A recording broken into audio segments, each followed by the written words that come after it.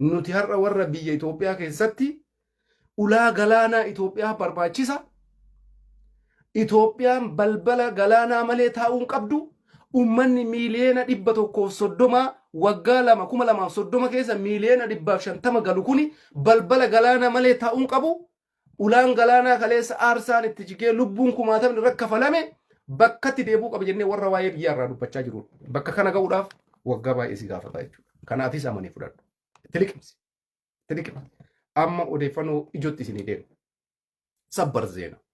Jalqaba irratti ilmi abbaa gadaa isin agartan kun Dr. Abiyyi Ahmad Ali jedhama.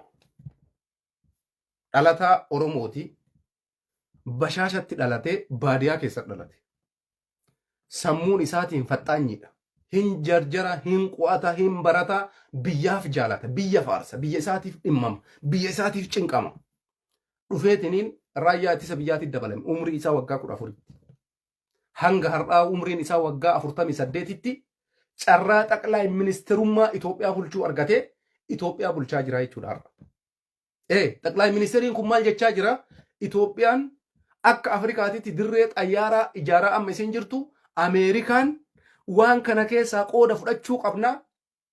Waan kana keessatti maqaan Ameerikaa ka'uu qaba jedhee pirezidaantiin Ameerikaa Doonaald Tiraamp dirree xayyaaraa akka Afrikaatitti akka addunyaatitti tokkoffaarra jiru kan Itoophiyaan Bishooftuu keessatti ijaaruuf qophoofte kanaaf abboo hoodhaa doolaara biiliyoonaan lakkaa'amu isinitti kenne jedha. Agartee gaafa ati jabaatte diqqa guddaan si faana dhaabbata. San qofaa miti. Biyya isii keessatti meeshaalee alarraa bitan rasaasa oomishuu jalqabde.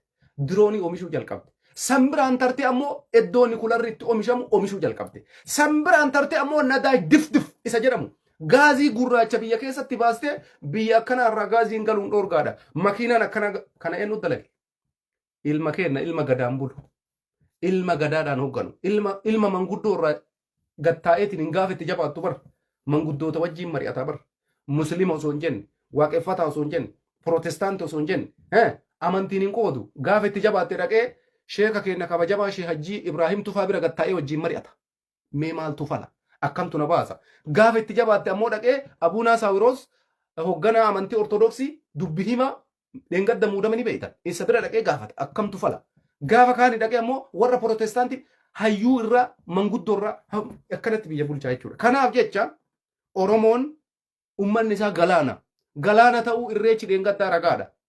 Irreechi haala kanaan kabajamee guddinni Oromoo mul'ate irreechi akka addunyaa irratti akka galmaa'u namni karaa bane qabsoo Oromoo san ummanni kun ummata kiyya bashannanee galuuf qabsaa'e mataa ol qabatee deemuuf qabsaa'e ummata kaleessa mataa ol qabatuudhaaf qeerroo 5,000 bakka takkatti wareege ummata mataa ol qabatee irreecha kabajachuudhaaf irreecha hora arsadee irratti guyyaa takkatti nama 800 likoftoriidhaan nurraa fixan jalaan taankiidhaan nurraa fixan ummanni kun wanni inni aarsaa kafaleef aadaa isaatii fi maalummaa isaa mul'isuudhaaf jedhee akka barbaaddanitti galaa akka barbaaddanitti ba'a jedhee ayyama nuu godhe jechuudha. Kana qofaa miti nagaya ummataa akka eegamu waraana biyyattiin qabdu gubbaa irraa kaasee haga jalaatitti akka inni dhaabbatee ummata Oromoo eegu godhe makkalaakaa saraawwitii liyyuu haayilii milishaa fi hanga poolisii federaalaatiin ba'utti hanga poolisii idileetiin ba'utti ummanni Oromoo tokkochi yoo rakkoon irra ga'e itti gaafatamta jedheeni gubbaa haga jalaatitti ajajee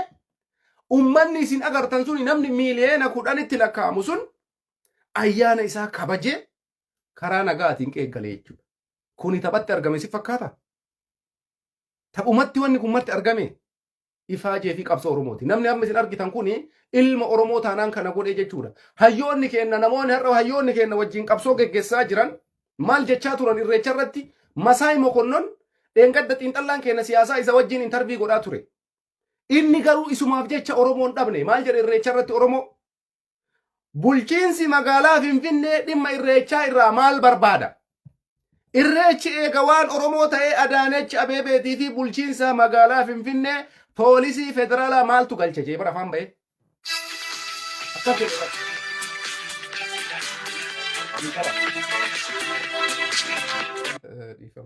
Afaan ba'e akkas jedhee bara. Garuu warri har'a aangorra jiru magaalaa Finfinnees ta'e magaalaa biras ta'e nuti ilmaan Oromooti gizee nu aangorra jirrutti ummanni keenya mataa ol qabatee baya mataa ol qabatee gala sodaa tokko malee baya, sodaa tokko malee gala. Abbaan fedhe haa iyyu, abbaan fedhe haa wacu jedhanii milkii isin agartan saniin nagayaan ilmi Oromoo kumaatamaan lakkaamu namni osoo ofii isaatiiyyuu walirra lafa dha'e miidhama gasga'u san poolisiin akkanatti marsee uummata san eege nagaan galche. Kabajaan kanaa olii anaaf hin jiru. Hawaasni kiyya nagaan bahee nagaan yoo galee qabsoon kaleessa qeerroon Oromoo itti dhumte nama tokko aangotti baasuuf miti. Nama lama aangotti baasuuf miti. Bilisummaa uummata waliigalaa uummata Oromootiif qabsaa'e Oromoon. Abbaan ammoo bilisummaan Oromoo hin jirti jedhee mootummaa har'a jiru wajjin hojjechuu mirga guutuu qaba. Namni dhoorguu danda'us namni dura dhaabbachuu danda'us hin jiru. Abbama fedhillee yoo ta'e. Kanaaf jecha wanni marti sirraa deemaa jira. Wanni marti jabaataa deemaa jira. Sheer godhaa hundattuu hima. Amma odeeffannoo biraa isinitti himna.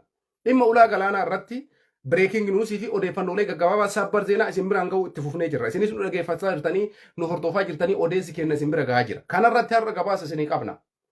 Akkuma beekamu Itoophiyaa keessatti sochii Eertiraa fi Itoophiyaatiin wal qabatee kana duubarra isin aansa. Asxaa of dura kaa'ee kan argaa jirtanii. Kokkobiin isin agartan kuni kokkobii alaabaan Itoophiyaa keessa jirudha. Alaabaan Itoophiyaa mallattoon isaa akkuma isin argitan sana alaabaa lummuxiidha.